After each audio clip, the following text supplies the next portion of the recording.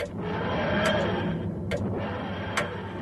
is the Doctor, President-elect of the High Council of Time Lords. I am definitely a madman with a box. Anyone for jelly, baby? I'm the Doctor. I'm 904 years old. I'm from the planet Gallifrey in the constellation of Castabras.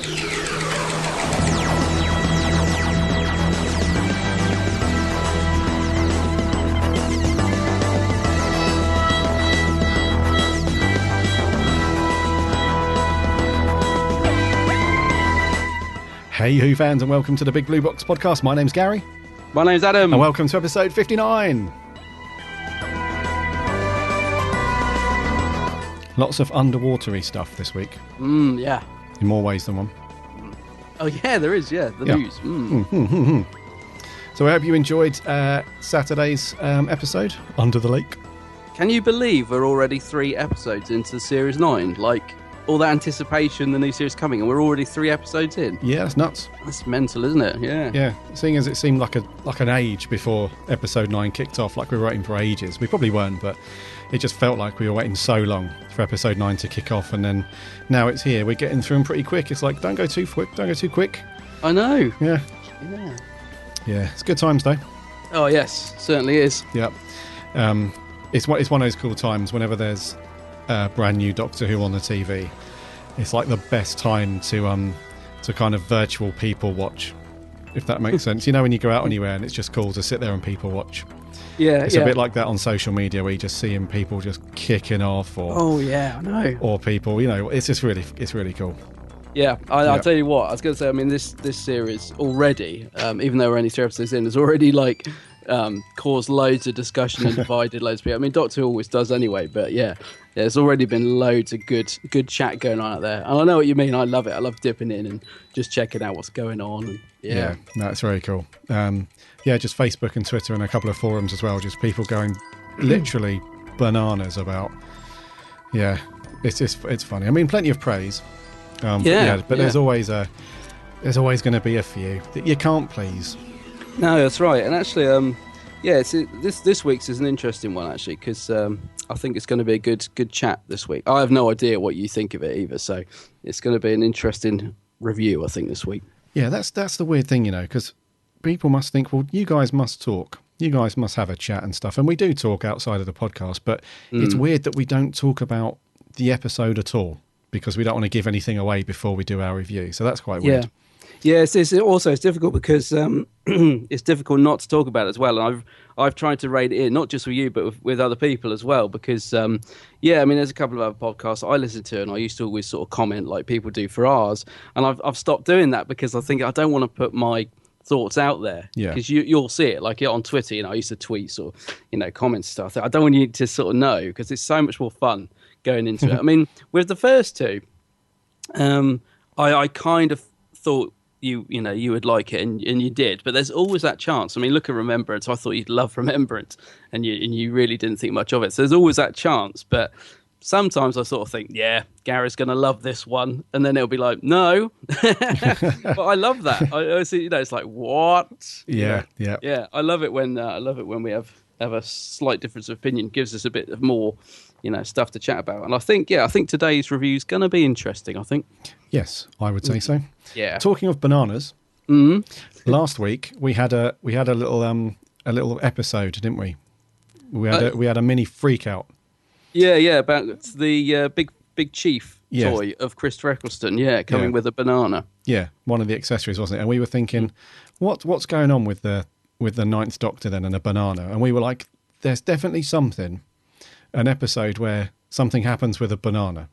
Yes. And so we had a couple of people get in touch. We had Mr. Andy, Frank and Alan. We had the guys from Prog to Who, Mark. Oh, yes. Yeah, I love those guys. And we had Martin, Mr. Martin Badwilf.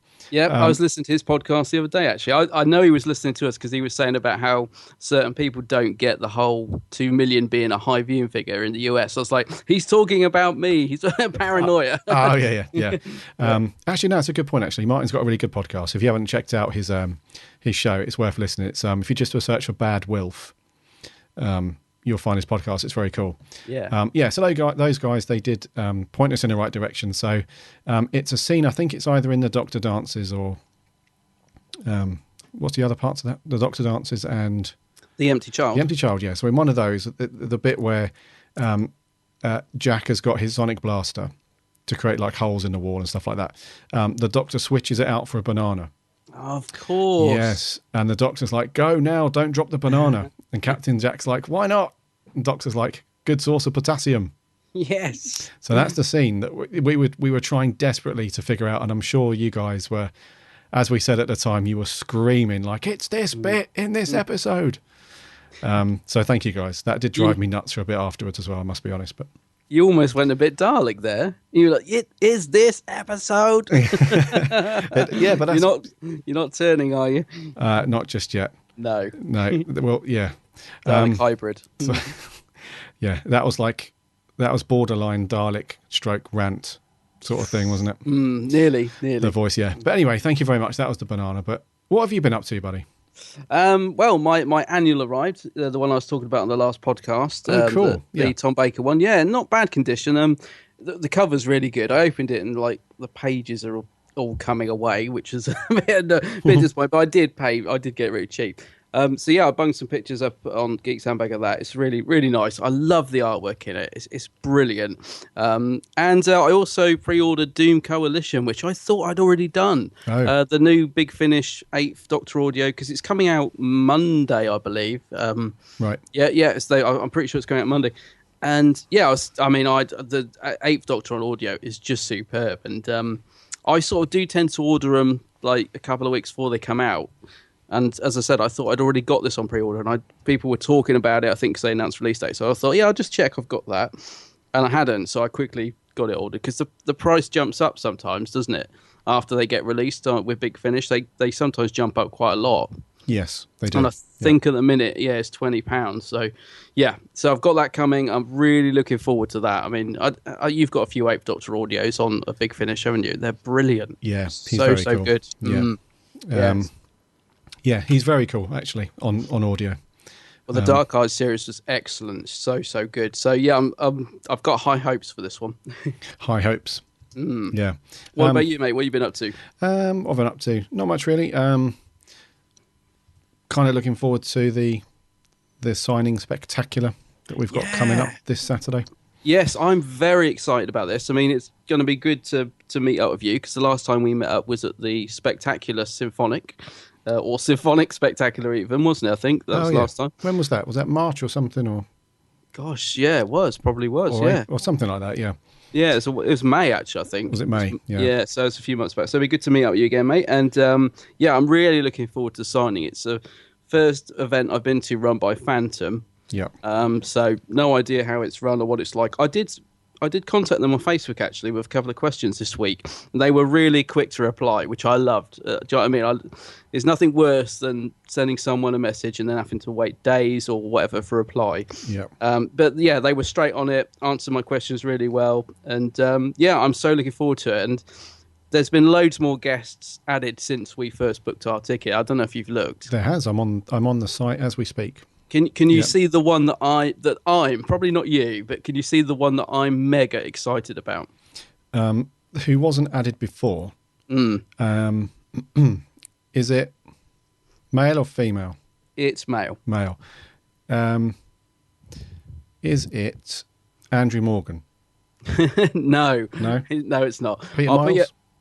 Yeah, I'm excited about him, actually. But no, I'll put you out of your misery. It's Gareth Thomas. Because, oh, man, I was going to say that first, but I thought... Well, he was Blake in Blake 7, which, as you know, is my favourite programme in the universe. Right, that makes sense now. Yeah, so I've only ever met him once, which was many, many years ago, when he just randomly turned up. I was at Collectomania, and he wasn't there. He wasn't supposed to be there, but he was doing a play down the road, and there was a couple of Blake 7 people there, and he just turned up to say hello to him, and he was the nicest guy ever. He signed pictures, for free. He was really just having a chat and very, very laid back. Right. And that was many, many years ago. So I've got a signed picture, but I would love to get a photo with him. So as soon as I saw he was appearing there, I was like, yes, I'm really, really looking forward to seeing him again and hopefully getting a pic with him because it's one I need to tick off the list, if you like. I've got a few like that I've met, got an autograph, but no picture with, and it kind of bugs me. I like to have the two to complete it. Do you know what I mean? I like to have an autograph and a photo. So, Yes. yeah, Yeah. so I've got to get that box ticked on Saturday. I'm really looking forward to it, actually. It's going to be cool. great. Yeah. If any of our listeners are going to the one in Chiswick, let us know. I think a few of our listeners may be going, or I know certainly they're going to the one in a few weeks with Tom Baker, which sadly I didn't get a ticket for. But yeah, if anyone out there is listening to this is going to Chiswick on this Saturday, depending on when you're listening to the podcast, let us know because it's going to be a good day, I think. It will be a good day. There is a couple of our listeners going. One of you guys contacted me actually to ask if I got my ticket because one of you guys was in the same boat as me where you went to get a ticket but it was sold out. Oh, yeah. And then we both got our email on the same day to say that some tickets had popped up. So I know that at least 2 people were in that boat. So yeah, it should be a good day. I'm looking forward to getting a pic and an autograph from Sylvester because he was the doctor that I missed out when we went to the we went to the Day of the Doctors convention. Oh, yes, yeah. Yes, I did the 2 Bakers, but I didn't do McCoy. So I'll nab his autograph and hopefully a pic as well.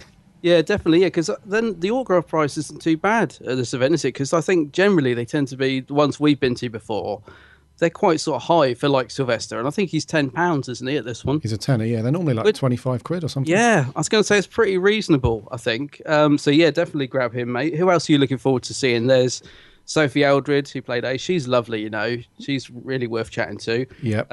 Bonnie Langford's there. Yeah. Our mate Daphne. Daphne Ashbrook, Yep. she's there, yeah. I'm gonna hold her. She did say we were going out for a pint, so I'm gonna hold her to that. Yeah, definitely. Yeah, so she's there. Who else have we got? Gareth Thomas, obviously. Nida, what's his name? Peter Niles. Peter Miles, yep. Niles, yeah, he's there. Yeah. Sharon Juice. Now, you probably don't remember her, but she used to be in a program I love called Big Deal. So I'm Right. going to get my DVD signed by her. Yeah, guys, loads of people there. I just can't wait. Yeah, it's going to be cool. So if any of you guys are going, let's meet up. Yeah. Yep. You'll be able to What, spot us a mile off. what time does it start? Is it midday? Is it or something? Yeah, it is, which I'm glad about because that's one of the other things when we've been to the one in Slough. Who runs that? 10th Planet, isn't it? They always start around 9, 10 o'clock. So you have to kind of either get up really early or stay over like you did. Yeah. At least this one starts at 12. So 12:30 actually.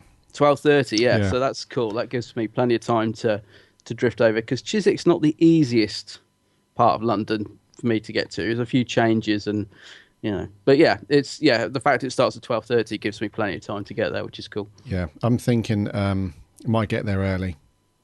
Whiz round Forbidden Planet for some stuff. Oh right, yeah, Head on over to Chiswick. Yeah, cool. sounds good. Anyways, what else been up to? I think that's about it. Yeah. Oh, I'm trying to track. Oh, I think it was last week or the week before. One of you guys sent me a link to the Pop Funko 10th Doctor David Tennant in the orange suit. And I was too late again to order it, and it sold out. So if you guys come across it anywhere in stock, please let me know. I have yet to see that. Yeah, every time I get a link or whatever, it's never there. Yeah.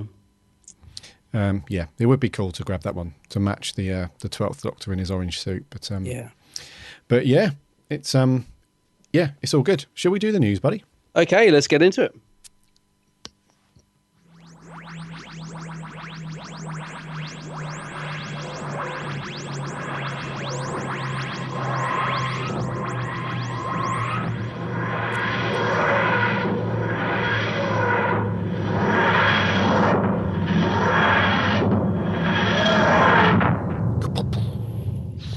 Nice. First up in the news. Now, so sitting there on, when was this? What day was this? It's a weekday, wasn't it? It was a Tuesday, I think. Was it Tuesday? I think it was Monday or Tuesday.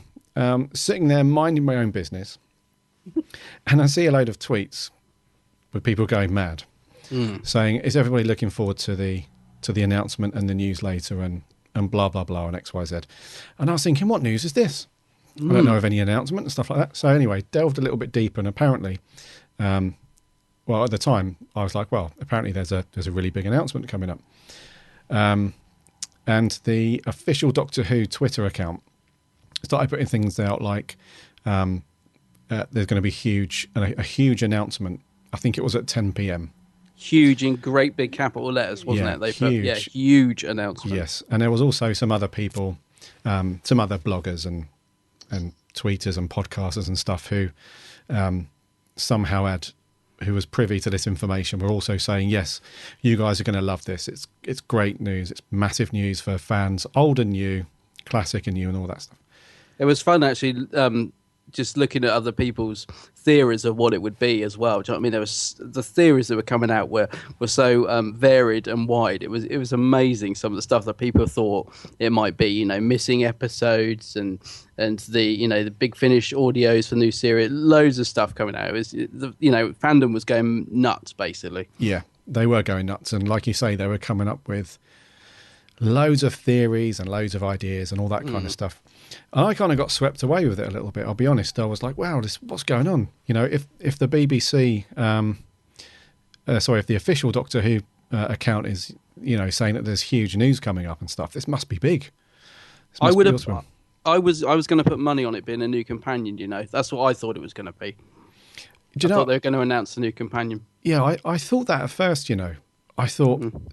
Is it going to be something like that? But then I thought they probably want to weave that into the storyline a bit later on in the series. So yeah, I'm glad it wasn't that. Yeah. So I thought, well, this must be big. And I got swept up in all the hype and stuff. And you guys, let's not, beat around anymore. You guys know about it already anyway. But they've announced a new spin-off show called Class, which is going to be out next year, I believe. Yeah, I think so. Yeah, next year. BBC Three. On BBC Three, yeah.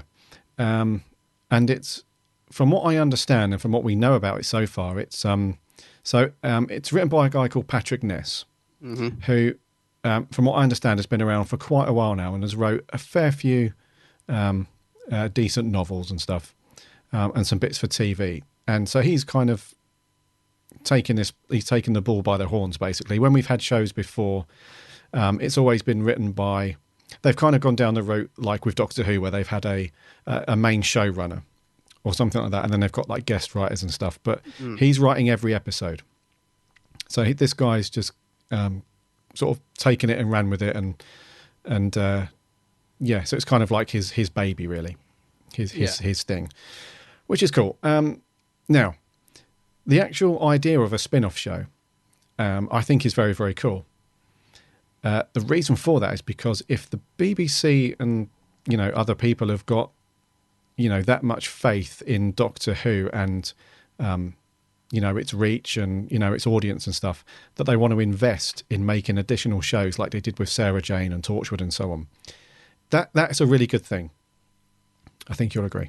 Yeah, definitely. A very good thing, because if they're going to invest more money into making more programs around the whole Doctor Who universe, then they must be, and also it cancels out the whole theory when tabloids and loads of people saying that Doctor Who is, on the verge of being axed and all that sort of stuff. Because it kind of just cancels and shuts all them people up, because they wouldn't be investing loads of money into making a mainstream TV show if there wasn't any, scope for improvement and for growth and stuff. So that's all really cool.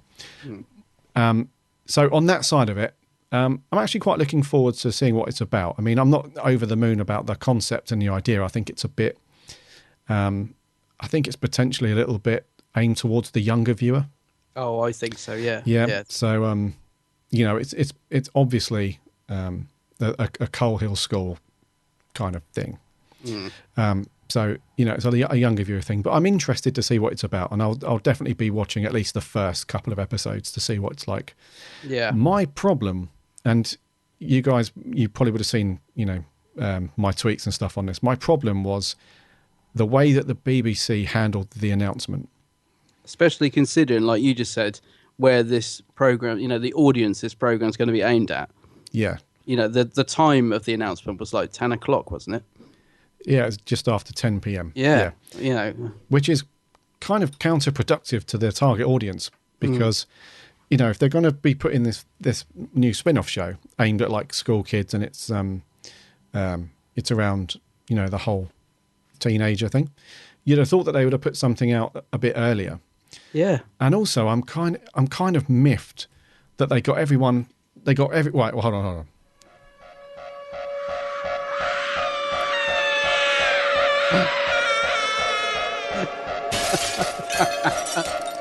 I'm miffed, I tell you. I'm miffed that they got everybody worked up into a frenzy at bloody 10 o'clock at night to announce a spin-off show for younger viewers. Yeah, and I think a lot of people were. I mean, the reaction, I think it's fair to say, was pretty bad. And I think, when people actually calmed down, I mean, I'm guilty of this as well. Once I'd calmed down and thought about it, I was a lot more happy about the fact we're getting a spin-off. But it was the way it was built up and the time that they announced it. It just... And I think it's not what everyone was expecting. It was who expected them to do a spin-off about Coal Hill School?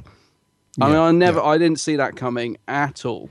So the reaction, I was sat there trawling through Twitter and the official Doc2 Facebook, and the comments, every single one, very, very few positive comments. It was just a barrage, almost of abuse.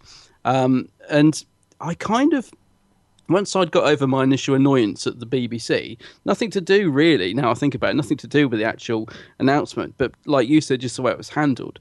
Once I'd got over that initial annoyance, I kind of felt sorry for the Patrick Ness, the writer, because, if that was me, I'd have been absolutely destroyed, mortified by what I was reading, because people were really going at it. Yeah. But it is, I totally blame the BBC and the way they announced it and handled it, because they built it up to be something massive. And to be fair, it's good news in retrospect, but it didn't warrant the way that they built it up, I don't think. Like you said, it should have been announced earlier for the audience that it's presumably aimed at.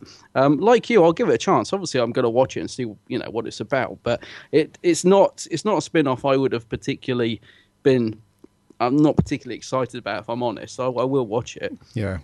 But yeah, and also it's on BBC Three, which is that even going to be around next year? I mean, no. Yeah. So is this just going to be an online spin-off? That's the other thing I don't quite get. Well, from what I can see, and I've only had a look at Patrick's tweets on this. I think he answered this to somebody a couple of days ago. But all right. I think what's going to happen is it's going to go out online. On BBC Three online, because I'm pretty sure it would have been taken off broadcast by them. It will go out online, and then it's going to be repeated on BBC One or Two. Oh, right. Okay. I think, but it's going to go out. It's going to go out first online, I believe. Yeah. That could change if the BBC put their dates back for when they're going to take BBC Three offline for broadcast. I'm not sure, but I think that's the plan at the moment. And obviously, it'll be on iPlayer and stuff like that as well. So. If it had been the I can never say it, the Jenny and Strax and the Paternoster gang. The Paternoster. If it had been them, no one would have been too surprised, because that's been floating around as a rumor for years, isn't it? But yeah, I just think it took everyone completely by surprise. I just think everyone was a bit like, what the, when it was announced, it just wasn't what people were expecting. Yeah. I think, but yeah, well, we'll give it a chance, won't we? We'll see what it's like. Let's not be down on it till it's aired. But no. Yeah, it still feels like a bit of a. It's more a complaint against the BBC PR people who are running the Twitter account. They could have picked a much more suitable time slot for that, and could have worded it a lot differently, because there was a big backlash. A lot of people were miffed at the anticlimax of what the news actually was, which is disappointing for Patrick, really, because it must be great for him, to have his own Doctor Who show, and then just to have all that negativity because it was handled badly, PR-wise anyway. But yeah. And also he must be feeling the pressure to deliver as well. Yeah. Big time. Yeah. I'm still gutted a little bit, mate. Yeah, well, same here. Now I'm gutted that we haven't got our Clive spin-off. Oh, yeah. The Adventures of Clive. Yep. Oh, I forgot about that. The Adventures of Clive. Yeah. I might write that for Big Finish. I might put it to them and say, look, Clive, you're missing a trick with this one. Yeah, we need to meet that actor and pitch it to him, don't we? We have to take him out for a pint and say, look, got this brilliant idea for a spin-off. He'll be like, he'll probably forgotten he even played that character. Clive. Yeah, you're probably a bit, who's Clive? Yeah, Right, okay. I've forgotten what's his name, that actor? Can you remember? Oh, jeez. No. God, we're so bad, but I should never ask a name question. We're terrible, aren't we? We're horrible with names. Anyway, moving on swiftly. Yeah. In other news, there's a new Lego set been released. Obviously, this Doctor Who Lego is really building up now, isn't it? It's coming out in December, I think. Is that when they're all released? Yeah. Yep. So, yeah, not too far away, just in time for Christmas. Yes, I mentioned the C word. So, yeah, it's a new set coming out, and it's a good one. It's the TARDIS and the TARDIS console. And what's cool is the TARDIS kind of opens up so you can connect it to the console, a bit like it is in the program, isn't it? So you've got the console and then the TARDIS doors, or you can just close the TARDIS up and have it as the TARDIS. And it looks very cool. I really like the look of it. So this is coming out, I think it's due out on the 1st of December. I'm just looking to see if we got a price, though, because some of this Lego, I think this one's... 50 quid. Yeah, 50 quid, isn't it, retail? Yeah. Lego's not cheap. It's not, is it? No. I have to say, though, I'm a big fan of Lego. I've got quite a bit of Lego, mostly like Star Wars stuff. But I'm tempted with this, because I think it looks really cool. I think it's one of those sets where I don't think they're going to make too much. I don't think we're going to see much more of Doctor Who Lego after this. No? I don't think so, because this is just one of their... Cause the reason why this came about is because every year they open up like submissions from fans to say, what would you like to see, in Lego this year? And it's up to the fans to kind of put through submissions of what they want to see. And last year, I think it was Ghostbusters. They brought out Ecto 1, didn't they, that you could build? Yeah. And the year before that, I think it was Back to the Future and something else. But they haven't released any sets beyond those. So I think this is the only official Lego Doctor Who Lego set we'll get for a while. And, I'm pretty sure we're not going to see too much else in the short term.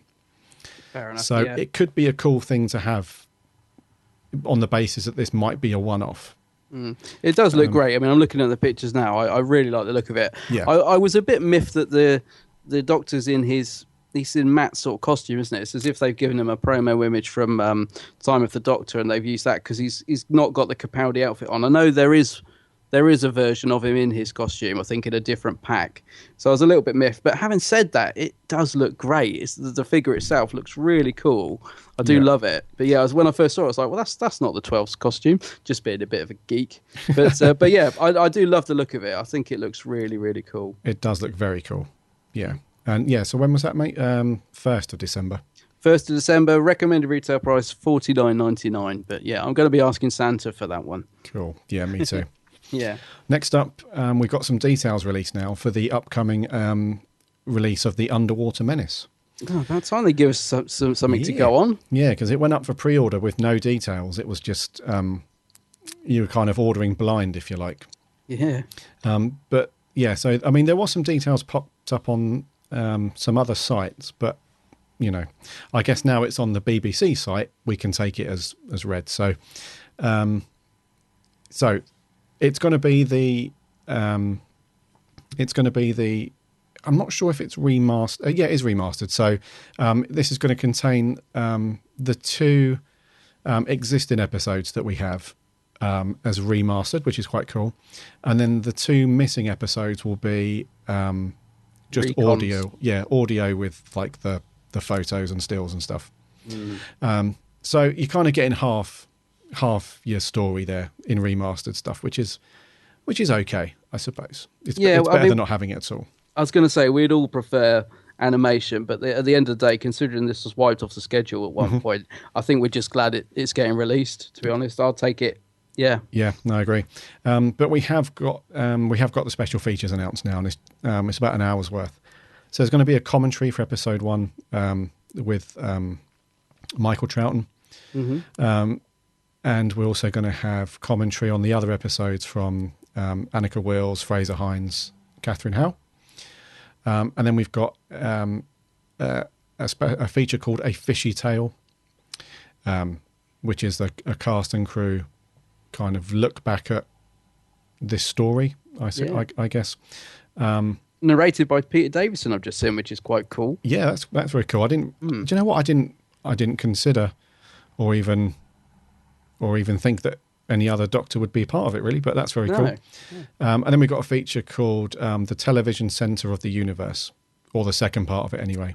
Can I just quickly say, I'm really pleased that this is finally seeing the light of day, actually, because I really enjoyed part one of this, and I'd completely forgotten that they never got round to sort of finishing it. So, as well as actually getting the Underwater Menace, we're finally getting part two of this feature. So, for that, I'm really, really grateful, because it's good. I really liked part one. What story was part one included in? Well, that's the thing. I can't remember. It's so long ago, but no, I can't remember. But I remember it is a really good little, because Janet Fielding and Peter Davison just really spark off each other, and they were just being really sarcastic and walking around Television Centre, giving you a few anecdotes, and Mark Strickson as well. It was just a really light-hearted sort of little documentary, if you like, just going around the BBC Television Centre, and obviously there were serious bits as well, but it was a really nice little documentary. So I'm glad that we're finally getting the second part of it, because presumably this had just been completely shelved at one point. So yeah, it's good. It's good that it's coming out. Yeah, that is good.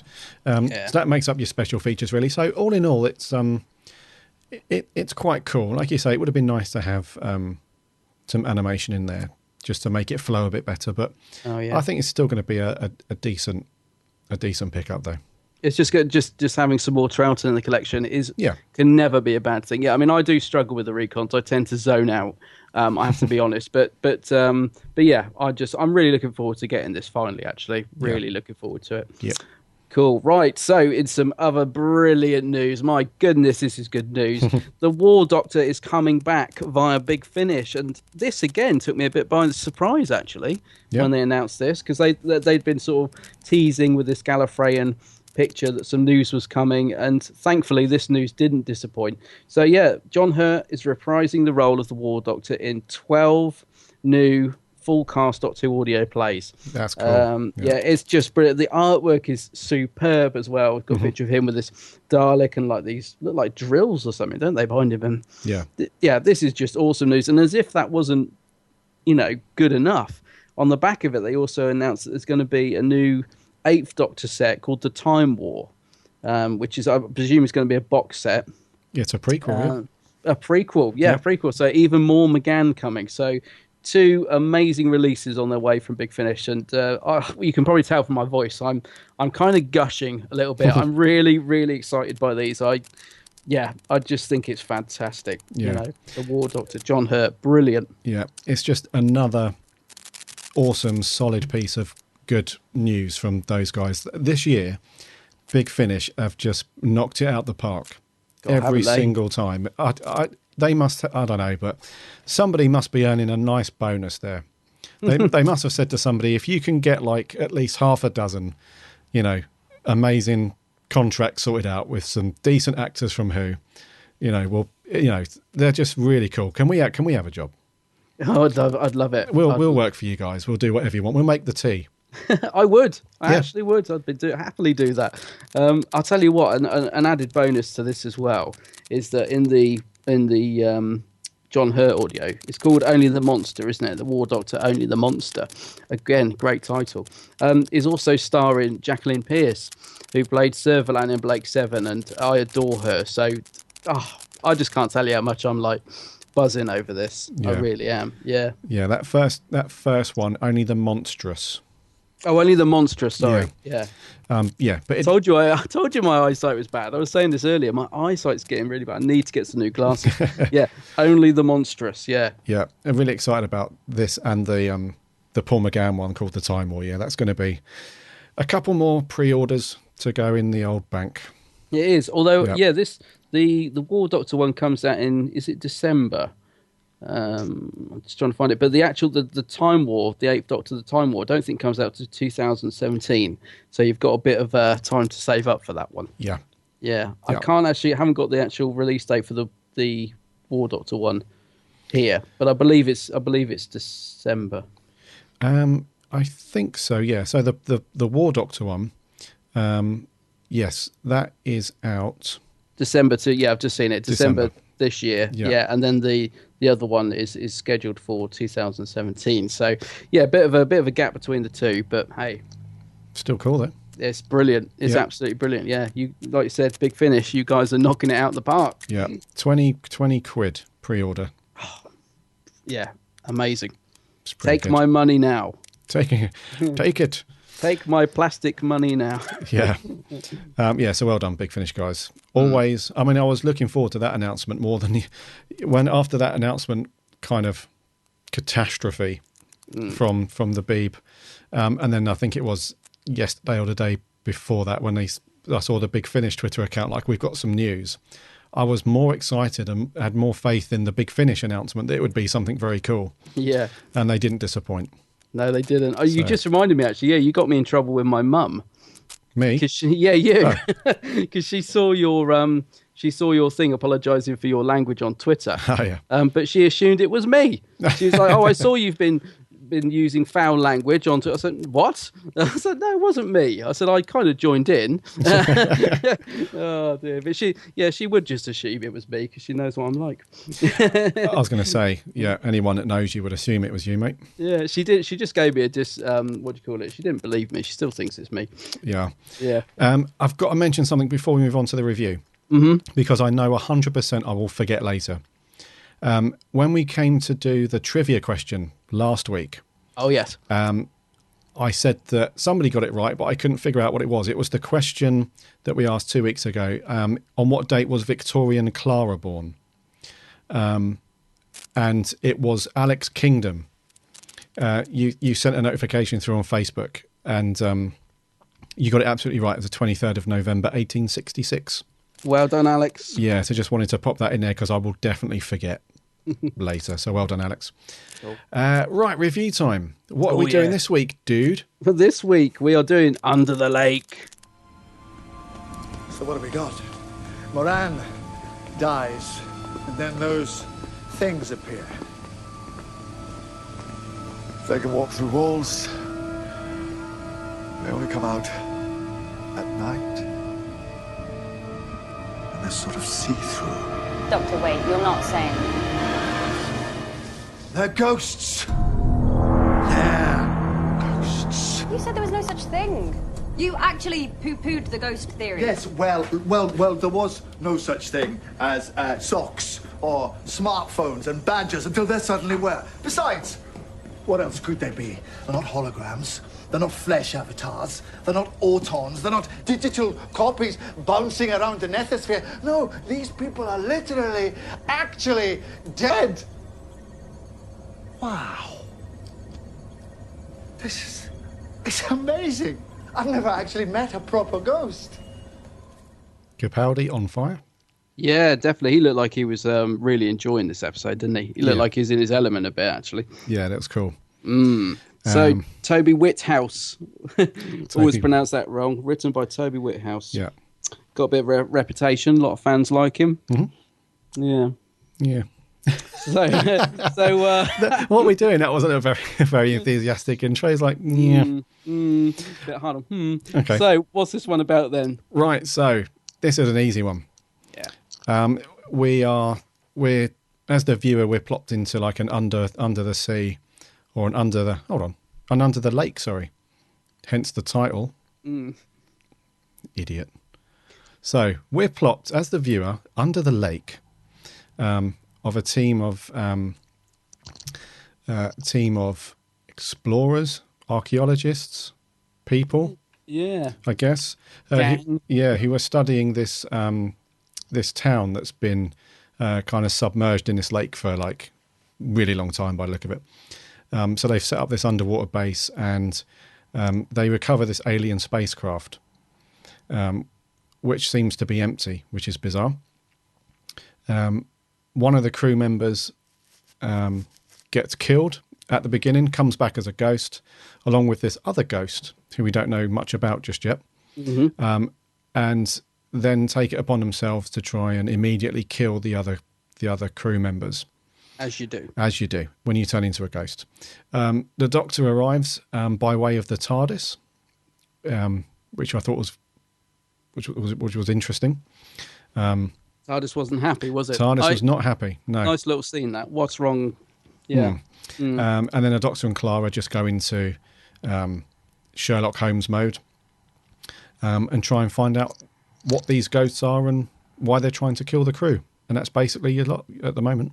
That's pretty much it, yeah, for part one, isn't it? Yeah, at the moment, yeah, for part one. So, and then there's some other little bits as well, like, you know, there's a dodgy crew member, and there was a lot of back and forth, like a lot of running forth, from the ghost, trapping the ghost, running away from the ghost. There's a lot of that going on, wasn't there? Quite a lot of talking. Yes. There was a lot of questions being asked. I like that. There's quite a lot of mystery, you know, going on. Yeah, and so that's basically it. And I've got a feeling, I don't know why, but I've got a feeling that you weren't a fan of this one. Right. Well, this is where it's interesting, because on a first watch, I was completely underwhelmed. Oh. I thought the humour was clunky. I found it really slow. It didn't really engage me. I liked the ghosts. That was about it. And I think it's because I enjoyed the first two episodes so much that this is such a change in pace. It just didn't sit right with me. However, thank goodness I gave it another watch, because obviously I do always do that to make some notes. First time I watch it, just to soak it in. Second time I watch it, make some notes. And my goodness, I really... Oh, I wouldn't say 100% changed my opinion. I don't think it's a perfect episode by far. But I did enjoy it an awful lot more on the second watch. An awful lot more. Okay. So yeah, I liked it. I do actually think it's quite a good episode. I think I just on the first watch, I just found it quite... The pacing to it is very slow. There was a lot of talking, a lot of dialogue. As I said, a lot of sort of running away, getting, you know, from the ghosts and stuff. And I felt it wasn't going anywhere. And actually, the humour, I don't know. The first time I watched it, I just found it a bit sort of forced in. Like there was sort of lines where the Doctor was saying about meeting Shirley Bassey and all that sort of thing. I don't know. It didn't work for me the first time I watched it. But yeah, I enjoyed it a lot more on a second watch. A lot more. Okay. So yeah, that's interesting. Yeah. Definitely. Yeah, because I really enjoyed it just straight off the bat. Really? Yeah. A lot of people did. A lot of fans are going nuts about it, saying it's like the best episode, blah, blah, blah. Yeah, a lot of fans loved it. Yeah. No, it has been well received, put it that way. I think it's been more so than the first two. Yeah, I think it has, actually, yeah. Yeah. And I can see why. I really enjoyed it. And I'll tell you, before we get into the details of some scenes and characters and stuff, the reason why I enjoyed it, I mean, I really, really enjoyed it, is because it was it kind of had a classic Who feel to it. And what I mean by that is it had a classic feel to it by default because it's a two-parter. So we've got these really nice cliffhangers now. Yes. And that feels really classic Who anyway. But it also had a very... it was kind of strange because in terms of classic Who, it was very much a case of, you know, like something like, I don't know, the Ark in Space kind of thing. You know, where they're just plopped in somewhere. Plopped into as a mystery. Yeah, and it's, you know, they're kind of investigating what's going on, stuff like that. And it kind of had a nice twist on both classic and modern Who for me, because it had like a real classic-y feel to it where there wasn't a lot of a huge amount of action and kind of over-the-top special effects or explosion or anything like that. It was very much a kind of conversation and back and forth and trying to figure stuff out, which is cool. But it also had that kind of modern sort of cool feel to it. It was very much like the Waters of Mars, I thought. Yeah. You know, the Waters of Mars where it's very similar, where there's a crew, one of them goes and then the others kind of follow. Not too much in this one, but you know, it had that vibe to it as well. And I really enjoyed that about this episode. See, that's one of I agree with you about having the old school feel. I definitely think that, which is a plus. But that's what you said later is one of the things I sort of distracted me from enjoying the episode, is I kind of felt I'd seen this before. We'd got like an underground base, a group of slightly annoying, slightly likable characters getting killed off one by one. It reminded me of the Satan Pit, actually. Oh, yes. You know, where you keep seeing, like, there's even the bit with the guy floating away and he's dead. And so, yeah, I think the first time I watched it, I was kind of thinking, oh, we're treading, for want of a better word, we're treading old ground here, right? You know, it just felt a bit unoriginal as a setting for me. And I kind of, I don't know, I don't really like stories particularly where we get a group of these sort of think they're funny, sort of, you know, like the underground base sort of group of people. Because, I mean, that's the thing I didn't like about Last Christmas, you know, just all these unlikable characters and stuff. And so I think when this episode started, as I say, I think on a first watch I was thinking, oh, it just wasn't grabbing me at all. I've seen all this before. But I have to say, yeah, that they weren't unlikable. In fact, pretty much, well, apart from one character, which I suppose is supposed to be unlikable. You know, they weren't too bad, actually, the cast in this. I have to say, they were certainly a lot better than some sort of the groups of cast we've had. So, yeah, they weren't too bad. As I say, I definitely dug this episode a lot on a second watch and quite enjoyed, actually, the cast in this. I thought they were pretty decent. The only one I thought was rubbish was Pritchard. I think he was supposed to be annoying. You know, the guy who was giving out his business cards, and he was supposed to be annoying. I mean, it did create some nice scenes for the Doctor when he was saying, "Why is this guy still talking to me?" sort of thing. You know, but he was a bit too. I was so pleased when he got it, and he actually made quite a good ghost as well. I think because of the brilliant costume, you know, he actually looked really cool as a ghost. But yeah, he kind of annoyed me straight away because I hate it when actors come in and I feel like they're giving a sort of over the top performance, and for me, he was jarring with me. Thankfully, he wasn't in it for very long, so. Right. Yeah, but yeah, apart from him, I actually thought the supporting cast were fairly decent. Yeah. Okay. Yeah, not too bad. Yeah, I thought the supporting cast were okay, to be honest. Yeah. I thought they were pretty good. That guy, Pritchard, Steve Robertson, I think he was meant to be kind of annoying and stuff like that. So he did play that part pretty well because you did feel like, oh, God, who's this guy? He was just a bit over the top with the voice and everything. I was just like, oh, this guy's rubbish. Okay. It takes me out of the story because it was sort of like, you know, the sets were good. It was nicely lit. It was very atmospheric. And then you got this guy giving this kind of stage performance. It was like, oh, God, you know. Yeah. But yeah, apart from him, they weren't too bad. Cass was good, the sign language lady. I like her. Yeah, I was going to say, what did you think to putting a deaf person in there to use sign and stuff? It's quite cool. Very cool, and I love the fact that it, you know, when they were trying to read what the ghost was saying, because that's one thing I really liked. You know, this thing that the ghosts are saying something, they're mouthing something, and that was nice that she could obviously read it. So yeah, she worked really well, I thought, and also the guy that was with her, is he Lun? Is it Lun? Lun, yes. Yeah. Yep. Yeah. Again, perfectly, you know, decent performance. They worked well together. I thought they were quite good. Yeah. Okay. The other ones were a bit forgettable. Can't even, because those are the two that stick in my mind. Cass and Lun. There was a guy with glasses. I think he had sort of one mildly comic scene where he tries to draw the ghost away. Actually, what's his name? Yeah, that was. I think his name was Bennett. I think it's Arsha Ali. He's the one that nearly gets killed by the giant spanner, isn't he? Or is it Zach? Or is it Zach? Yeah, he's the one. Yeah, he's the one where he gets the ghost follows him into. Because that was quite an intense scene, I thought, when the ghost lifted that giant spanner, because it went on for ages. I was thinking, I thought he was going to get killed, but they were just going to cut at the last second, and then obviously, like, he doesn't get killed; he just drops the spanner. But that seemed to be a really intense scene to me. I was really like, oh, they're pushing the boundary just slightly there, in a good way. Yeah. So yeah, overall supporting cast, not too bad. Not too bad. Yeah. We've certainly seen a lot worse. Yeah, we have, yeah. So they were quite cool. Do you know what I mean about that, though, about it being a bit of an unoriginal thing? As I said, we sort of got it in Last Christmas, you know, again, this group of whatever they're supposed to be. I don't know, it just felt a little bit unoriginal to me on a first watch. It's like, I've kind of been here and done this. I think it did to an extent where we've got that, where the story setup is quite familiar.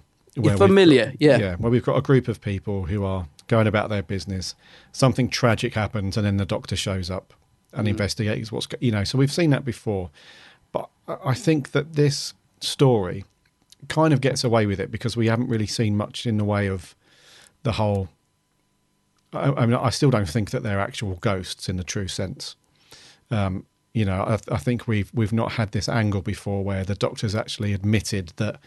Because remember when we did our review of Listen, was it Listen or Hyde? No, Hyde.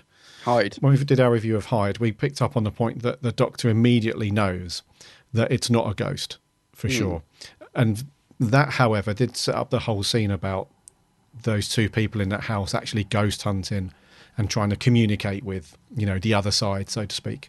And the Doctor immediately knows that it's not that at all. It's just like a pocket dimension and all that stuff.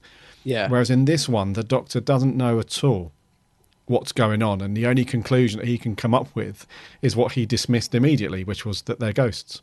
Yeah, So- which is a nice scene, actually, yeah. Yeah. So it's kind of interesting that they've taken that angle where, you know, as intelligent and as wise as the Doctor is at this point, he doesn't actually know what's going on. So he just goes along with the ghost thing.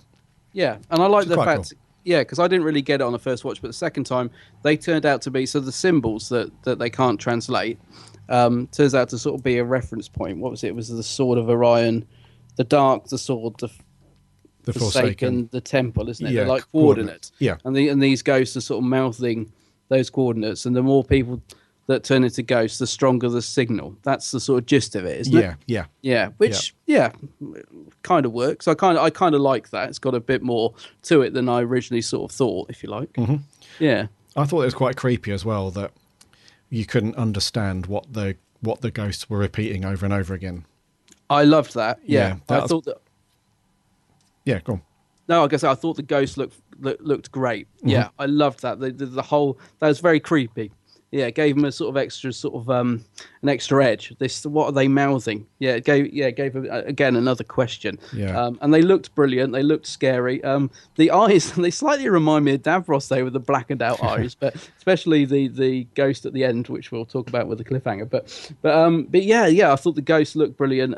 I liked the fact that they sort of built in strength, because at first they didn't sort of want to kill the Doctor and Clara, and then they sort of suddenly did.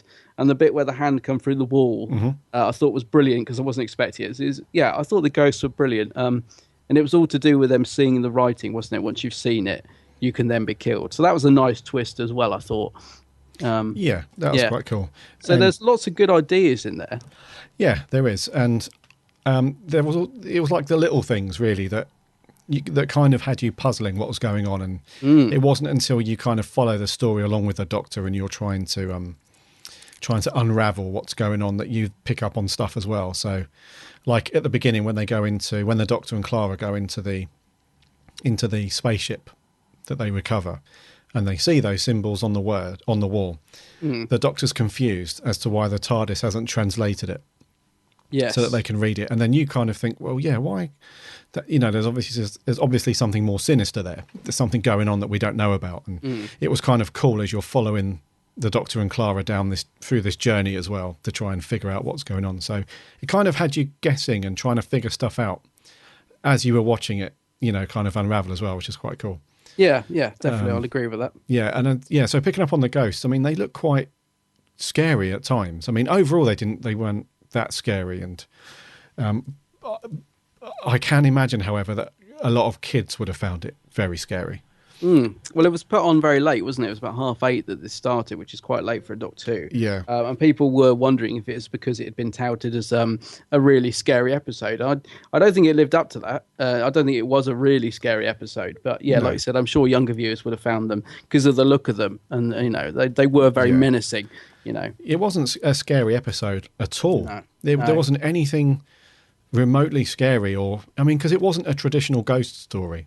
No. And I think they tried to achieve some of that with Hyde.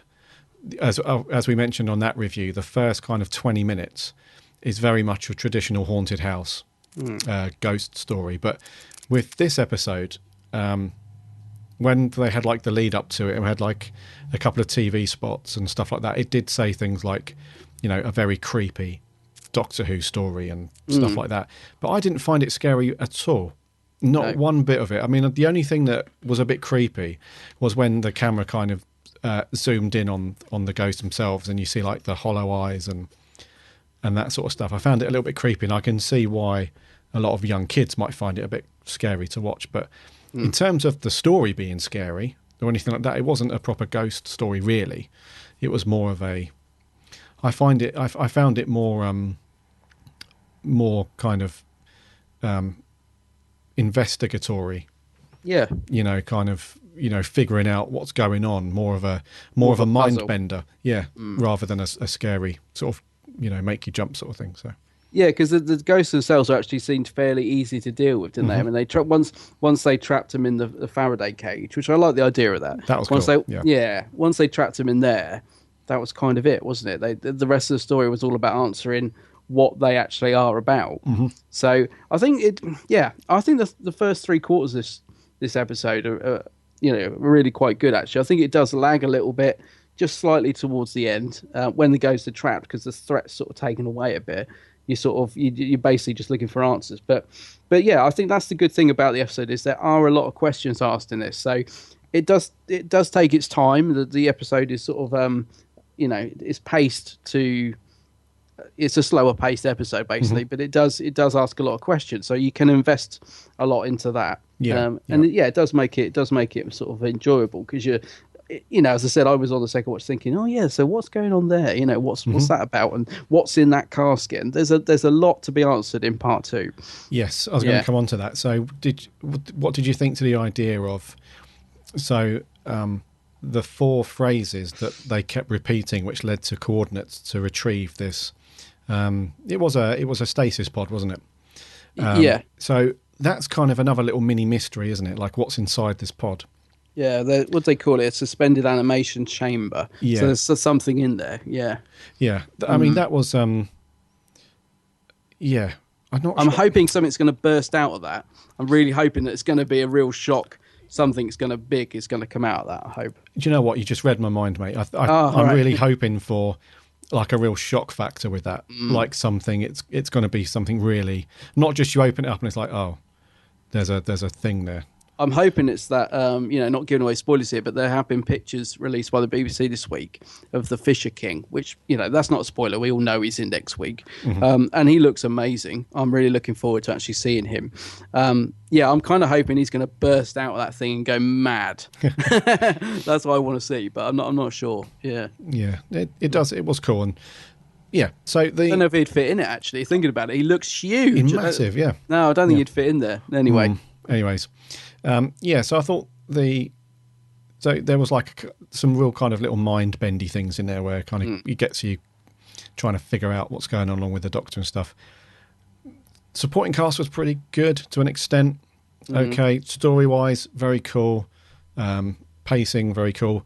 What did you think to Clara in this one? Didn't like her. You didn't like her? No, I thought she'd gone back to being written as cocky, annoying, know-it-all.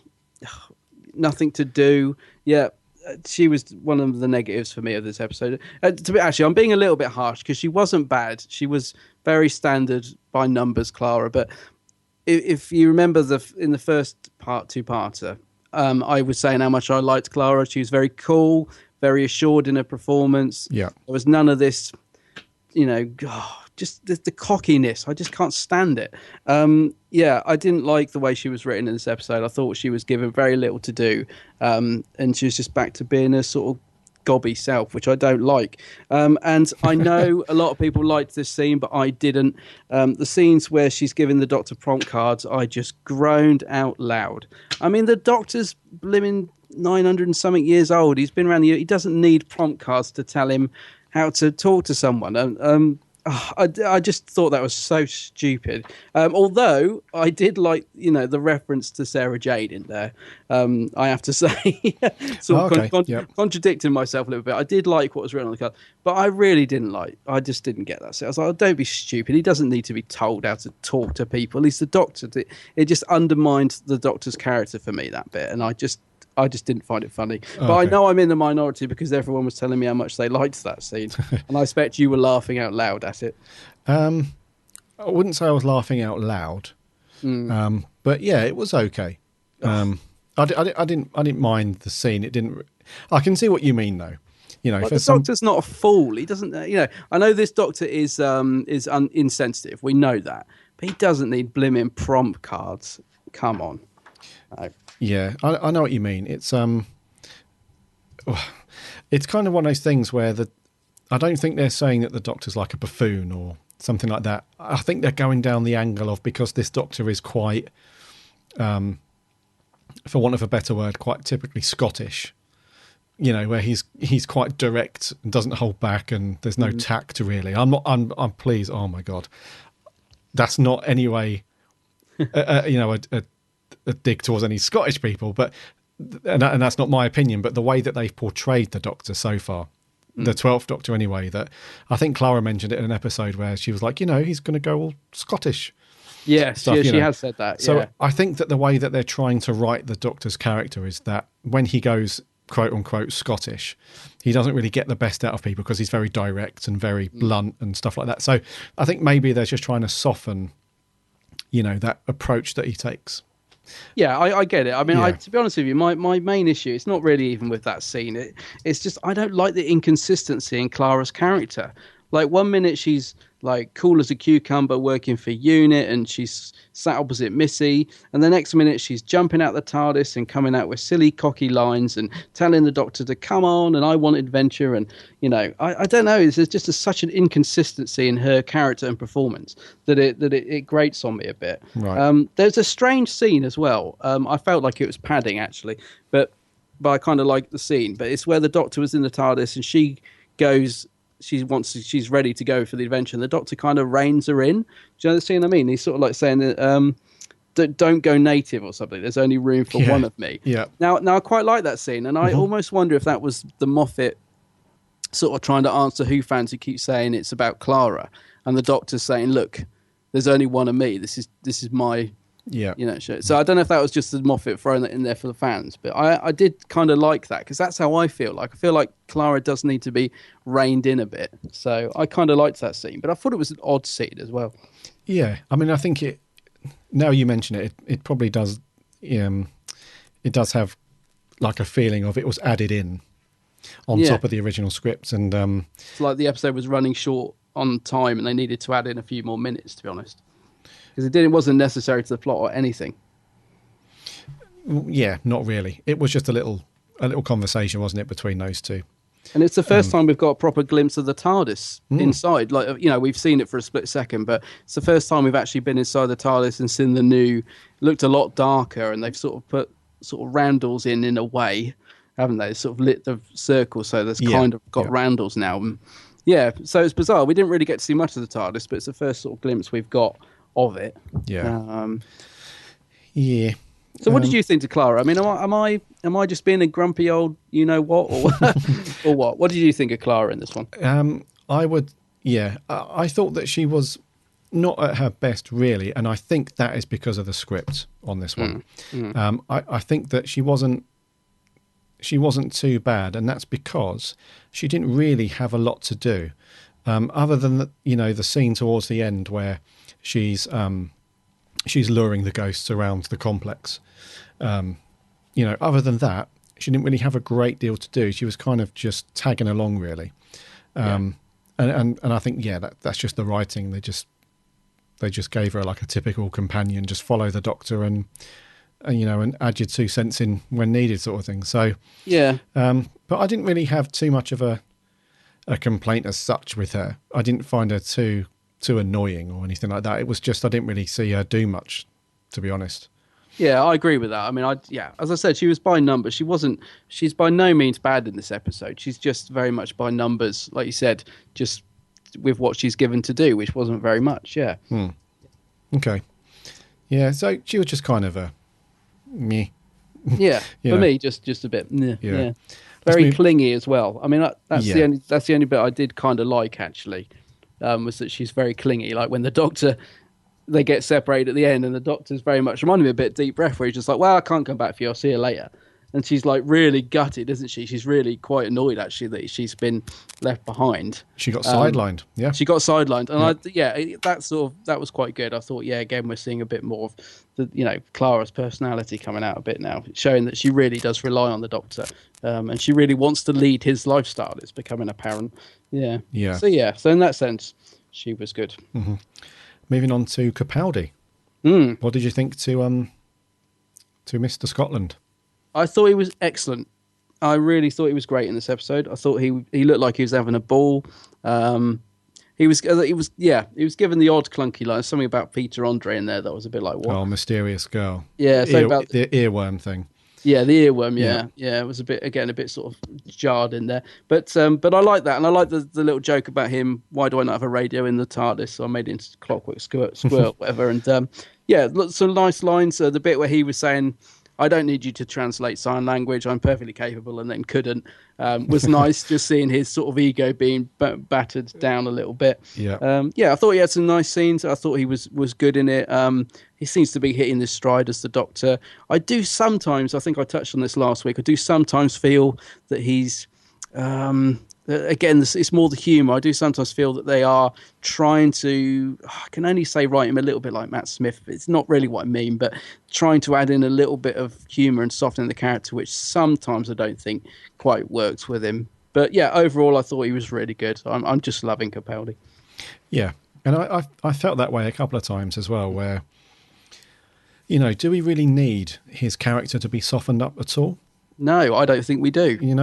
I think there have been a couple of occasions where, like the prompt cards is a good example, where we've obviously got this Doctor, and we've got Capaldi playing this character in a certain way that comes across as very not taking any nonsense from anybody and just pushing ahead, and there isn't much tact, And I feel like, well, do we really need to have him softened up? Because it's very entertaining to watch, and it's very cool to have him like that. So I sometimes think when he's given a line of when I met Shirley Bassey, he kind of says it quick as if he's not comfortable. He just wants to throw that line out there and get. I sometimes feel that he doesn't quite suit those silly lines that would have been much better suited to Matt Smith's Doctor, like this mysterious girl where he said I was singing it for weeks or whatever. And I don't know, I sometimes feel like he doesn't need those silly lines. Play him as you do, for 99% of the time. That sort of dark, insensitive Doctor. Like, can you imagine like William Hartnell's Doctor being given prompt cards by Susan? He'd blame him, knock him out. Don't be silly, girl. He'd knock him out of her hand. Do you know what I mean? It's just it doesn't need softening. Yeah, I don't think. No. Yeah, no, I read you. And so overall, I think I really enjoyed Capaldi in this one. Yeah, he's great in it, I think. Yeah, like the way he delivered his lines, the way he's just all over the place.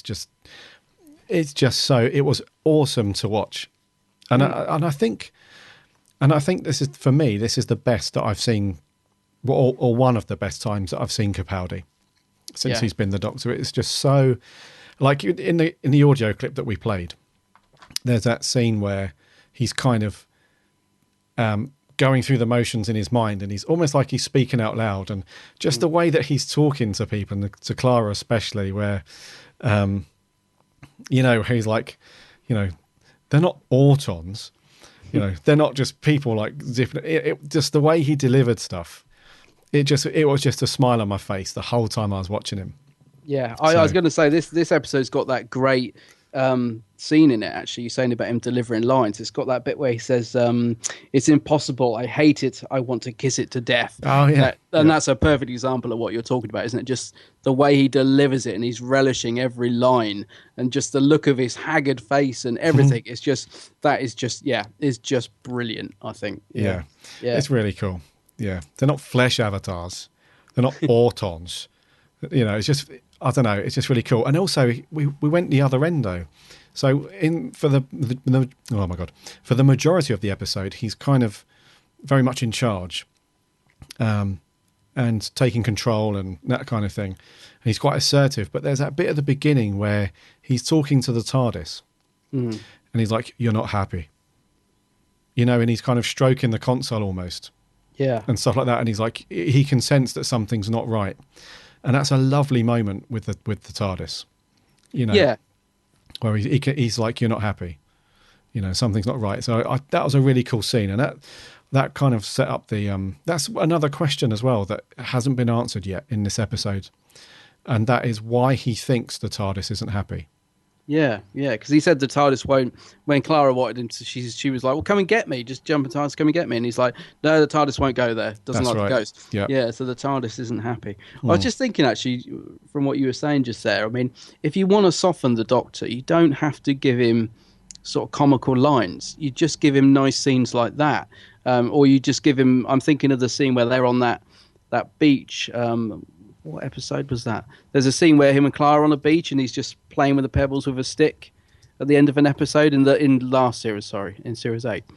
Lovely, a lovely calm scene. If you want to soften the Doctor, you don't need to give him silly Matt Smith lines. Just give him scenes like that. Yeah. And they can be very, very, very, very subtle. Just you can see the Doctor cares. Yeah, that's all you need. Yeah. Yeah. And I really, really liked Capaldi in this one. Yes, I thought he was superb. I think he's hitting his stride. Yeah. Yeah. Anything else you want to mention about this episode? The ghost character, the kind of hamster-looking guy in the top hat. Yeah, well, that's Paul Kay, isn't it? Is that his name? Paul Kay is a guest.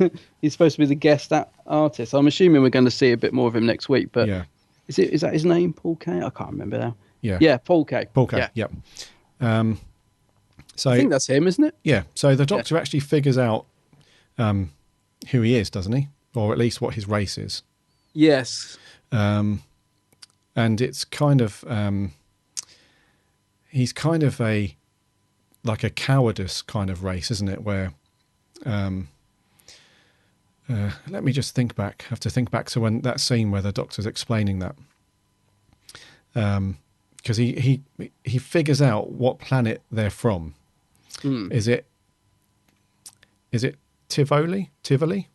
Oh, well, yeah. This is the one that was in the God Complex. Yeah, yes. The David Williams character. Oh, yeah. Is that right? Yeah. Which is another Toby Whithouse script, isn't it? So he's the same race. The same race, isn't he? Yeah. And he's got like this kind of hamstery gerbil-looking face, hasn't he?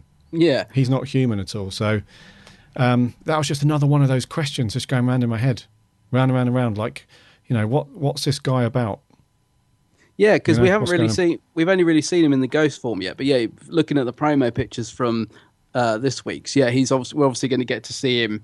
As I say, we're going to get to see more of him, presumably as like you said, the ratty type creature, whatever they are. Yeah.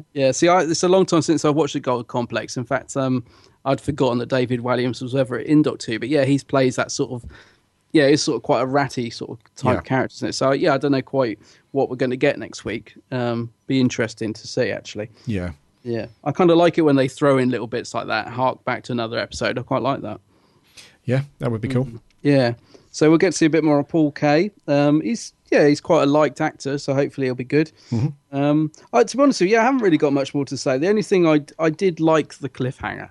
Oh, the cliffhanger, of course. I just thought it was visually great. I just Capaldi as a ghost drifting towards you in the sea. I just loved it. I mean, maybe not the strongest cliffhanger, but I thought it was a good enough cliffhanger. I really just visually brilliant. Yeah, I was just like, oh, look at that. Yeah. Yeah. Yeah, I thought, God, how could we, miss the cliffhanger? But I thought that was awesome, the cliffhanger. It was the, I know we've spoken about Clara a little bit and her not being amazing in this episode, but that bit at the end where she realises that it's the Doctor as a ghost, I thought that was really cool. And when you see him coming towards the base underwater, he just looks so good.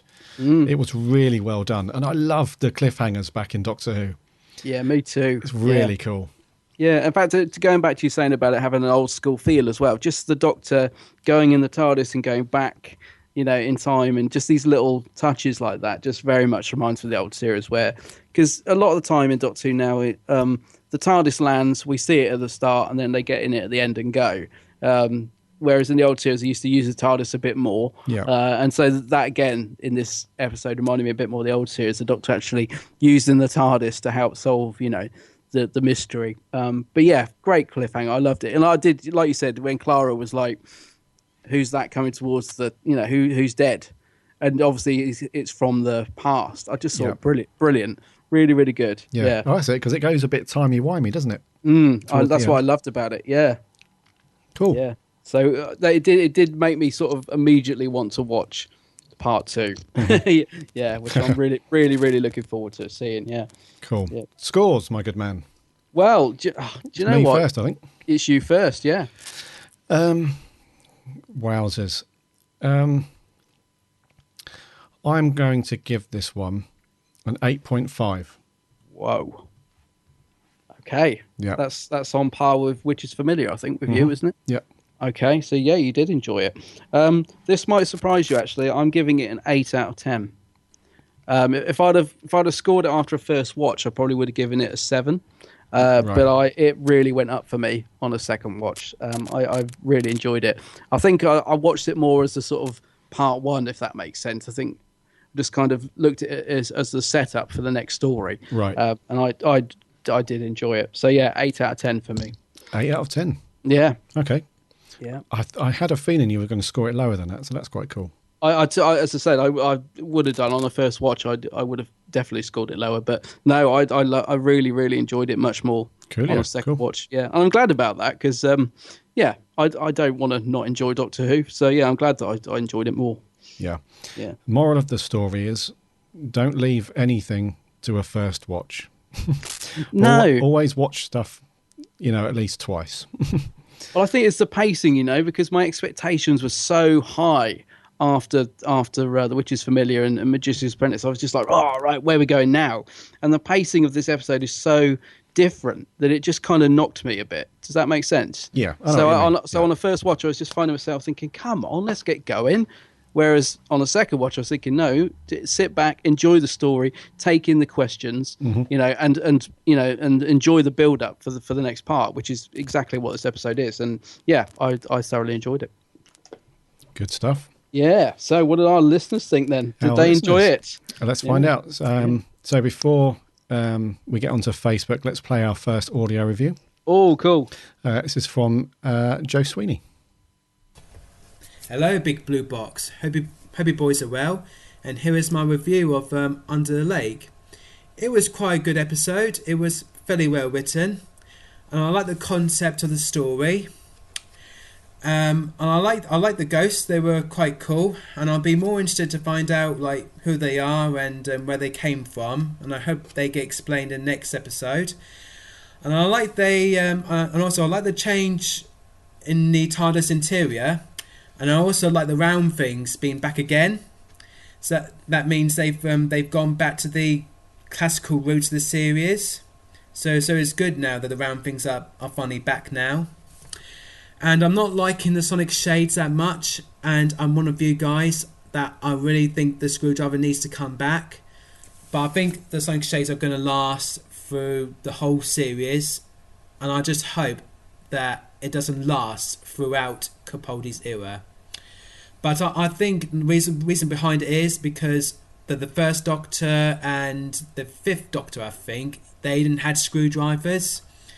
And also I remember Capaldi saying that he wants his Doctor to be more old-fashioned and not modern because I remember he grew up with the series and he's a big fan, so I can understand why he didn't want his Doctor to have a screwdriver. Anyway, moving on to the point. The Doctor, I like the Doctor and Clara's relationship. I think it's getting more stronger now in this series. Because if you think back in the last series, Clara and Doctor's relationship was on and off because Clara was more defensive about this Doctor and taking a shine to him. And it's more of the Doctor trying to understand about himself and understand about humans. But I think now it's getting really, really strong now and they're more comfortable around each other. So I'm really liking that now. So anyway, I will score Under the Lake a big score of 8 out of 10. And also, I like the cliffhanger that really leaving me wanting more. Okay then, hope you guys enjoyed the podcast and I'll speak to you soon. Take care. Bye-bye. Thank you very much, Joe. Thanks, Joe. I agree. I love the fact we've got the round things back. I think that's down to Capaldi. I think he's demanded that they come back. Probably, yeah. Yeah, I get the feeling he's sort of, gives them off the odd nudge and says, "Hey, get these in," and yeah. And Sonic Shades, mate. What's your opinion on these? Yes, the Sonic Shades. I'm not really a fan, mate. I'll be honest with you. Nor am I. I think it's a very kind of trendy-ish. Kind of trying to modernise stuff a little bit, but I just don't buy it at the moment. It's just not.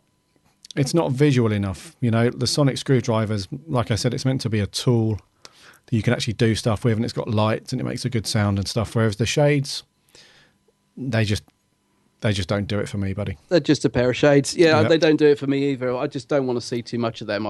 Every time the doctor gets them out and starts cleaning them, I'm like, no, put them away.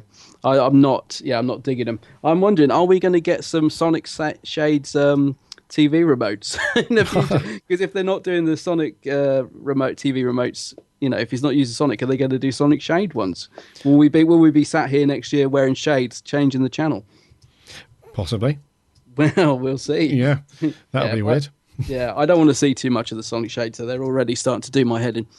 Yeah, it's not. Yeah, it's just one of those things where there's, if it isn't broken, and don't fix it. Everyone loves the Sonics. I don't know why they got rid of them, but yeah, I guess it'll be when he's bound to finally get a Sonic back. I guess it'll be. You always miss something when it's not around, don't you? So I have a feeling in the last episode, something he's going to. I sort of imagine it like R2-D2 when he pops out that new lightsaber in Return of the Jedi. I just got a vision of the new Sonic popping out of the TARDIS console in the final or something. That's what I reckon. That'd be amazing. That's what I'm hoping for. If I don't get it, I'll be smashing the TV set. Yeah, Moffat. Come on, Moff. Right, let's jump back and do a few more reviews. Facebook, Lewis Palmer. He says, "What an episode! I liked it so much more. I liked it so much more than the opener, and it's now my favourite Peter Capaldi episode so far." Ooh. Obviously, I can't say that properly because I need to watch the next episode. But God, I adored this. The crew were great. The ghosts were creepy, and Toby Whithouse has actually made me like Clara. Really interesting for you, Adam. No, I'm not making that up. She's still inconsistent, but I like her attitude in this episode. 9.5 out of 10. Wow! For the first time in a while, I'm genuinely looking forward to next week. I am too. Yeah. Ben Smith, a fantastic episode, a little slower in places, but it never dragged. Peter gives one of his strongest performances, but Clara felt a little weak. The supporting cast is absolutely fantastic, especially Cass. It's great to see a deaf actress in Doctor Who. The ghosts were creepy and were great villains. The social cards were very funny, and the cliffhanger was amazing. If the second part keeps up to this standard, it will be a classic 9 out of 10. Yeah, standards are getting high, aren't they? Which is great. They are. So we've got to keep it, yeah. Yeah. Ryan Anthony. Wow, what an absolutely amazing episode. To be honest, at first, I wasn't really excited for this episode as the trailers certainly didn't do it justice. So I was pleasantly surprised to realise that not only was it a great story, it was absolutely perfect. The supporting cast were great. Usually on episodes, the supporting cast are stale characters, which we couldn't care less about. But in this episode, we instantly grew to like them and worry about their fate, and they were in danger. As always, Capaldi continues to be a brilliant Doctor. I may even go as far as saying this is his best episode yet. This was a magnificent start to a two-parter written by Toby Whithouse, and even with my critique cap on, I'm happily giving this 10 out of 10. Wow, 10 out of 10. Yeah. Yanto Williams. Short and sweet as always. On a rewatch, it was pretty good. Can't wait for part 2. Cool. Thomas Andrew Evans. What a great episode. Wasn't too sure going into it as it didn't seem too good, but after watching it, I was very satisfied.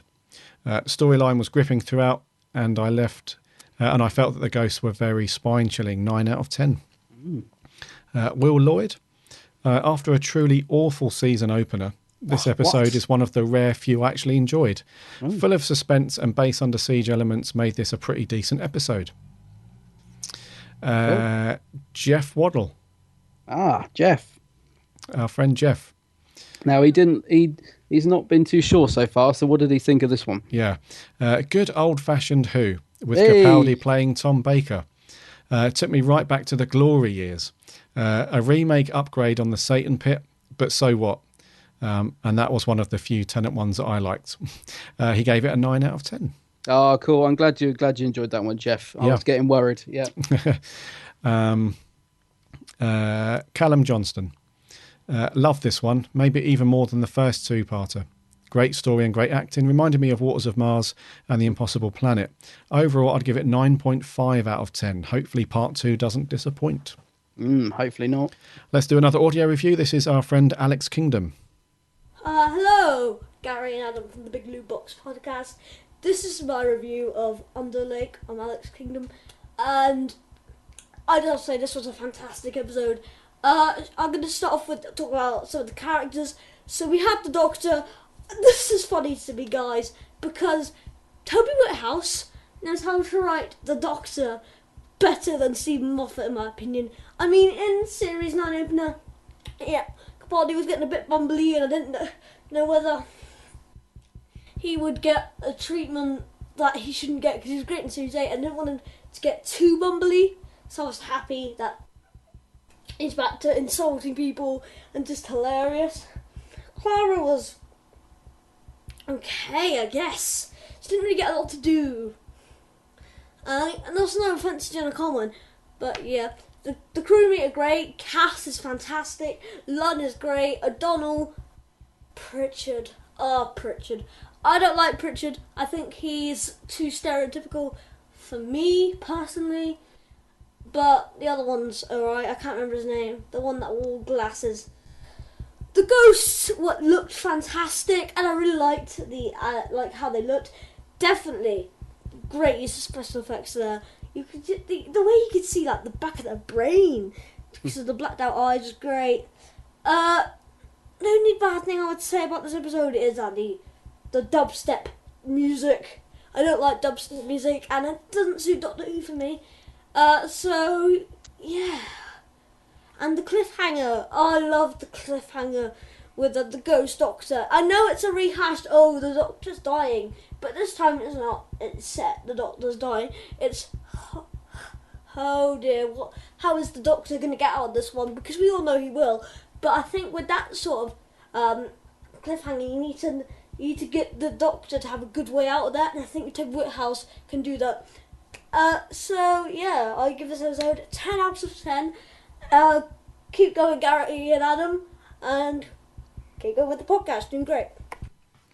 Thank you very much, Alex. Wow, do you know what? I agreed with so much of what Alex just said there. Mm-hmm. That was incredible. That was like listening to a younger me, because that is so... You're spot on, Alex. All the bumbling stuff, the way that Moffat wrote the Doctor, and I totally agree with you. Yeah, wow. Absolutely, mate. I know I gave it a lower score than you, but apart from that, I agree with everything you just said. Awesome. Yeah. Cheers, Alex. Back to Facebook, Cousins 2019. Wow, what can I say about this episode? Loved the TARDIS landing and not liking the place, and we get to see inside of it. The idea of the ghosts are nice, but I don't think they were used to their full potential. Not really any jump scare moments, but I think they were trying to. The underwater feature of the episode wasn't used to its full potential, apart from the guy dying at the end, where the Doctor and Clara get separated. Love the episode and wonder what that writing on the spaceship is. Looks like Clara has got an iPhone 6 now. I rate this episode 8.5. Thank you very much. Jamie Ackley. Immediate reaction was that it felt lackluster and there was something missing. I missed Missy. However, on second, in brackets, fourth viewing, it's an absolute stunner. Yeah. It invoked, for me, that chilling sense of creeping terror and tension that I always had as a child when watching. The supporting cast were excellent. I can almost imagine a new companion pairing of the two characters that escape with the Doctor. Would definitely like to see more folk aboard the TARDIS. The ghosts look great. The setting claustrophobic and unsettling. Roll on next week, 9 out of 10. Cool. Sammy Satine. I have watched Under Lake twice now, and I think it was lackluster. The ghosts were visually good, but as a threat, they were not that threatening. I felt once they were trapped, it was over, and then the water came, and to be honest, the water was not a good replacement in this instance. I felt more scared by the water in Waters of Mars than I did during this episode. I like Cass. I think she is awesome, but I felt like we've seen a lot of base under siege stories, and this one failed to deliver. Hoping Before the Flood is better. Roxanne Samersky.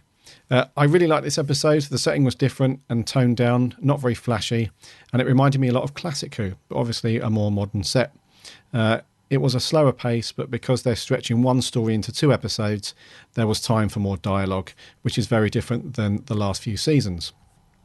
I'll put £1 in the swear jar for you. It was almost shocking to me when they were talking during a scene and my brain was waiting for them to be running and jumping and yelling or flailing about or whatever. It was a good episode. I'm looking forward to next episode to see where the story ends up. But overall, really enjoyed it. It was more thoughtful and less manic, 8.5. Nick English. At first, I was a little disappointed when I watched the trailer for this episode. I thought it was going to be an unoriginal story with typical ghost spirit creatures, but I was pleasantly surprised at this episode. I think what makes it so great is that Capaldi is finally coming into his own as the Doctor and is a joy to watch. I love that they have a character that speaks sign language. I am super excited for next episode, 8 out of 10. Matt from Who Alex Reviews. Under the Lake was a good, not great start to this 2-parter. Ooh. It started really well with action intensity. The ghosts were great, and were the group we met. 12 and Clara were back to their best in this story too. However, the pacing was all over the place. After 20 minutes of action, the episode came to a sudden stop. Once the ghosts were trapped, the threat was lost, and the episode became incredibly boring, with too many talking scenes before we finally got some action with the cliffhanger. And gave it a 7 out of 10. Yeah, see, I think Matt's thoughts echo mine when I first watched it. Matt, give it another watch, Matt. You might enjoy it more. Yeah. And our friend Louise from Loopy Land. Hello, Louise. Now, that was a proper Doctor Who episode. So much better than the first 2-parter. I absolutely loved everything about it. Wonderful to see a deaf character represented and a deaf actor playing the part. Also, Capaldi rocks. Cannot wait for part 2. 9 out of 10. Oh, I'm so glad Louise is back on board because she didn't enjoy the first 2 that much, did she? Nah, bless her. Cool. And we got a final audio review. This is from our buddy Jay Kent. Under the lake, darling, it's spooky down where it's spoopy, for goodness sake. Let's not sing anymore. Hi, Gary and Adam, it's me, Jay, here to review Under the Lake, which was a lovely episode. It's really great. It's nothing spectacular, but it was enjoyable. It's those enjoyable episodes which I love. Now, let's get on with it. The ghosts in quotation marks, were really creepy. I mean, with their eyes gouged out, you could see the back of their heads and their visual effects. I don't know. They weren't like creepy exorcist scary, but they were just, they gave me chills. I don't know. I like that you saw the Doctor was more of a father figure to Clara. As a scene in the TARDIS where had a conversation. It was just, that's nice. He's more of a father than a boyfriend or lover now, which I love that. The cards, I'm sorry, Adam, I know you're not too keen on them, but the cards that Doctor have, I found that great because it seems like an idea that Clara would force the Doctor to do, to just help him brush up on his rudeness and his harshness. So I like that idea. The deaf character, this is my favourite bit. Oh, I loved her. I mean, it's nice to have a bit of diversity, and it's always great. And it didn't feel forced, and I like that she was strong and that she was her own character despite her disabilities. That was great. Few things I need to point out. Didn't see the necessity of it being underwater. I mean, could have been anywhere else, unless it's has something to do with the next episode. It just didn't have to be underwater. It was a bit slow-paced in some parts, so I lost it a bit, I don't know. And Sonic sunglasses, I hate them. I will always have a grudge for them, I don't care. And the cliffhanger, I love the cliffhanger, but I think I could see right through it. Ghost pun, okay. Goodbye, have a nice rest of the show, bye. What a lovely singing voice Jay's got. Yeah. Yeah, nice. Yeah, cheers, Jay. Cheers, Jay. It's very cool. And that does it for reviews from Facebook on the official page. Anything on Geeks? Yeah, a couple on Geeks. Mark Keane, he says, not great. Personally, I don't think the writing has been that good so far this series, but it was okay. Just a personal thing, but I am still enjoying it. So, yeah, Mark not so keen. Mm-hmm. Fraser Lockley, really enjoyed it. Capaldi is getting better and better. Oh, and a proper cliffhanger too, Fraser says. Dean Jones, I quite enjoyed it. An old-fashioned base under siege style story, but felt similar to the likes of the Impossible Planet, Satan Bit, and the Waters of Mars. But I am looking forward to Before the Flood next week. Yeah. Liv Bailey, I found it dull and too slow in some parts, a bit of a letdown. Aaron David Cavier. Why doesn't Tony write more for Doctor Who? That was an amazing best episode ever in brackets. Wow, so really loving it. Yep. Yeah. Kieran Knight, really enjoyed it. Loved how in control Capaldi's Doctor was, especially in the scene when he tells the guy on the phone to put the place under quarantine. The black guy died first again, but probably just a coincidence. What? Lots of funny lines and also quite scary. Thankfully, the crew were quite likeable overall. Yeah, I suppose so. Clara is very inconsistent, but I do prefer this version of her. No, can't agree with that. The second half of the episode maybe has a little too much information in it, but still an awesome first part. Okay. Jonas Sorensen. I can't believe how great it was. I really liked it. The previous 2 episodes, I'm really impressed so far with this season. Okay. Stuart Stockwin, short and sweet. Thought it was an okay episode. 7.5 out of 10. Steph Dorwood, best episode for many years. And every time you think Peter has reached the highest point, he keeps going. Lee Collins, another fantastic episode. And Helen Jones. Helen always gives us a brilliantly review of the episode. She says, another brilliant episode. I love the claustrophobic underwater setting. The ghosts are wonderful, sinister, supporting cast excellent, and Peter Capaldi is rapidly heading towards perfection as the Doctor. Every episode he seems to pull more of the Doctor's personality out of the bag and is an absolute joy to watch. Yet again, though, Clara doesn't really have anything outstanding to do. Yeah, she's getting a little bit left behind. Yep. Although the scene where she tells the Doctor to use prompt cards was a lovely moment between the two of them, maybe I've just got too used to the companion-centered storylines of recent series, and I should embrace the stronger focus of the Doctor and the other characters in the episode. On the subject of prompt cards, love the reference to Sarah Jane being left in Aberdeen. And finally, what a cliffhanger. I'm so glad the cliffhangers are returned. This week's felt like a real, how the hell is he going to get out of this moment? Real edge of the seat stuff, 9 out of 10. Whoa. And finally, Harry Westergaard, I really liked it. I think it works better as a 2-parter than the last one. The ghosts were really cool and made for a good monster. I can't wait for part 2. I did enjoy the cliffhanger, but I think we all kind of know the Doctor isn't really a ghost. Well, we'll have to wait and see next week. We will. Yeah, I'm very excited, actually. I'm really looking forward to seeing how this all comes together. I think we all are, mate. Yeah. Yeah, these 2-parters, I think they're onto something with these. Yeah, definitely. It's working well, isn't it, so far? Yeah. So, 8.5 from me, 8 from you. Yes. Another high score for Series 9 so far. Let's hope that continues. Yes. Silly question, but Adam, what are we doing next week? Next week?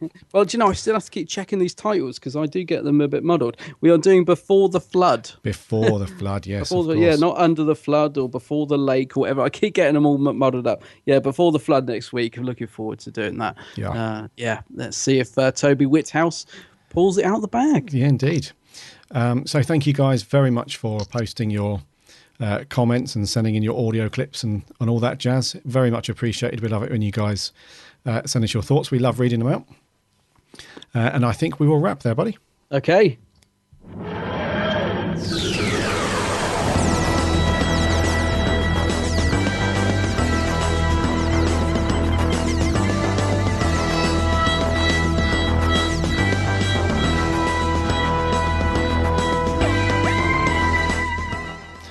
Thank you for joining us for episode 59. It's been good having you aboard the TARDIS. Yeah, I enjoyed talking through that one.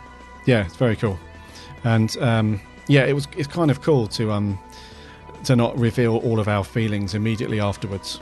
It's nice that you guys get to listen to us, tell each other our thoughts on it for the first time, which is quite cool. Trivia. Last week we asked you, what is the first story to mention that the Doctor has 2 hearts? And it wasn't a book or an audio play, it was an actual story from TV.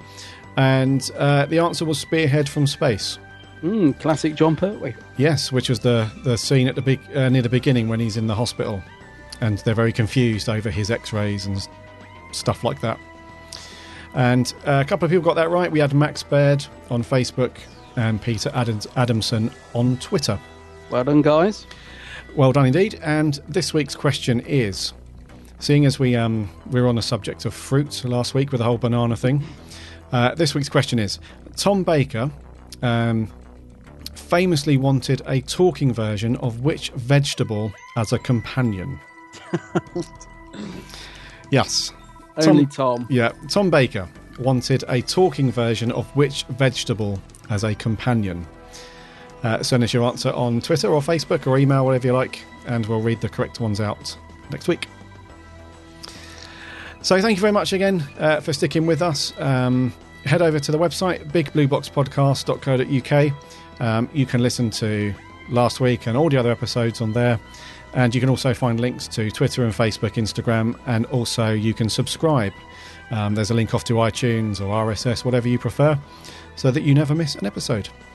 Also, be sure to check out Adam's channel on YouTube with The Geek's Handbag. He's also on Facebook as well.